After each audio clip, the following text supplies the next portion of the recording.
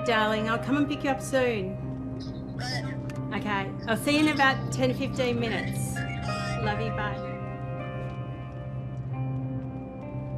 Mother of one, Helen McGregor, was first diagnosed with pancreatic cancer in September 2018. I didn't even know what pancreatic cancer was back then. I mean, I'd been so unwell for such a long time and in hospital for such a long time. And finally I had an answer. So I just thought, okay. It's a cancer that's quite silent before it causes symptoms in the majority of patients. And it's a deadly cancer. Helen had chemotherapy and an operation to remove the tumour, and it was a success. But then a new cancer was detected in her liver. Hi, sweetheart. Hi, darling. How are you? I was upset for my son. Really upset. Because he needs me. Sorry. And how's he handling it all? He's been amazing. Amazing. Helen was part of a clinical trial of a new immunotherapy to treat the cancer. The weird thing is, I started dreaming about my son and I years down the track. So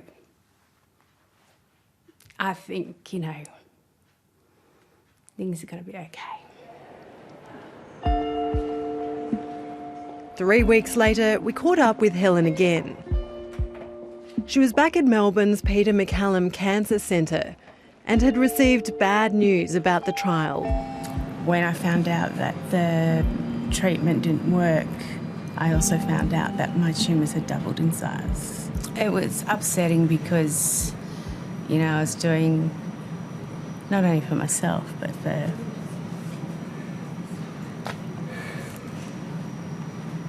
everyone that's fighting this.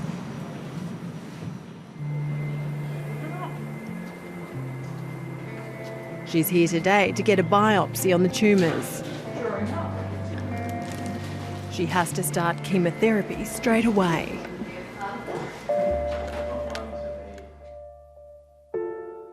Pancreatic cancer is a cancer that arises in the pancreas, which is an organ within the abdominal cavity.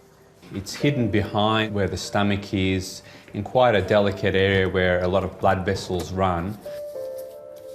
The symptoms are often vague: unexplained weight loss, persistent pain or discomfort in the abdomen, or a surprise diabetes diagnosis. And it runs in families. By the time symptoms arise, in the majority of cases, the cancer's either spread or locally of a size where it's not amenable to surgery. And surgery is really currently the only chance of cure.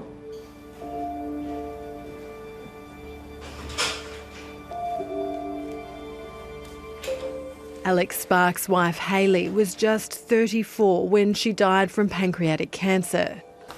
Tell me about your day. They'd known each other since high school. They got married in 2014, and then a year later, their daughter Maisie arrived. She was one of those people who were unapologetically themselves, you know, in every situation. So whether she was at home or at work or with friends, she was kind of always herself.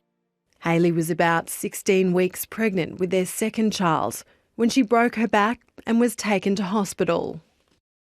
So they did the MRI, and that's where they found out that Hayley had cancer in her back, which is in the areas that she had injured her back.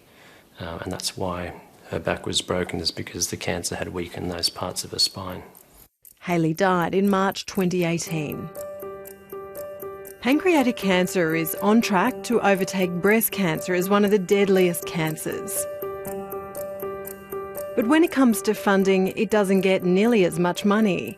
Less than a third of the cash flowing to breast cancer. Cancer survival rates are increasing across the board, but not for pancreatic cancer. Only 1 in 10 people diagnosed will be alive in 5 years' time. If we invest in research, that might help us come up with earlier diagnosis, whether it be a blood test, a blood biomarker, or some other kind of test that could be scaled, that would be the hope. Helen McGregor's been self-isolating since coronavirus started to spread. She's only leaving the house for chemotherapy. She says the clinical trial nearly killed her, but she has no regrets. I'm still incredibly hopeful. Nothing will change that. I'm actually more positive than I've been in a long time because I feel so good. And if I can keep feeling this good, I'm going to keep smashing it. So, feeling great. Hi, I'm Lee Sales. Thanks for watching this story. If you'd like to watch more of 7:30's stories, they are on the left of your screen.